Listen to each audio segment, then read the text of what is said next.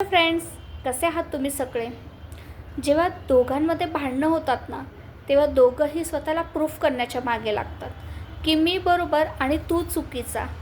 पण अशावेळी दोघांनी जर समजदारपणे एकत्र बसून भांडणाचं बेसिक कारण शोधून त्याच्यावर जर मार्ग शोधला तर भांडण बऱ्यापैकी कमी होऊ शकतं. आणि तसंही आपल्याला आपली पाठ दिसते का? नाहीच ना.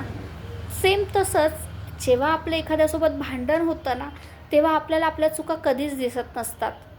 आणि तसंही आपण जर आपलं कोणासोबत भांडण झालं तर आपण हे बघतो का की माझं काय चुकलं का? नाही, आपण हे कधीच बघत नाही. आपण प्रत्येक वेळी काय बघतो, तो चुकला, त्याचं हे चुकलं, त्याचं ते चुकलं, पण माझं काय चुकलं याचा कधी विचार केला आहे का? मग हेच आपल्याला एकमेकांसोबत बसून डिस्कशन करून शोधायचं आहे की काय चुकलं आहे किंवा काय प्रॉब्लेम आहे की ज्याच्याने आपल्या दोघांमध्ये भांडण होतं आहे.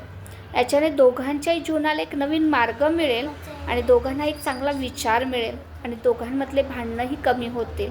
आणि जर तुम्हाला माझी गोष्ट पटली असेल तर प्लीज माझ्या चॅनलला सबस्क्राईब करा, माझ्या व्हिडिओला लाईक करा आणि माझी ही व्हिडिओ जास्तीत जास्त लोकांपर्यंत नक्की शेअर करा. Thank you so much.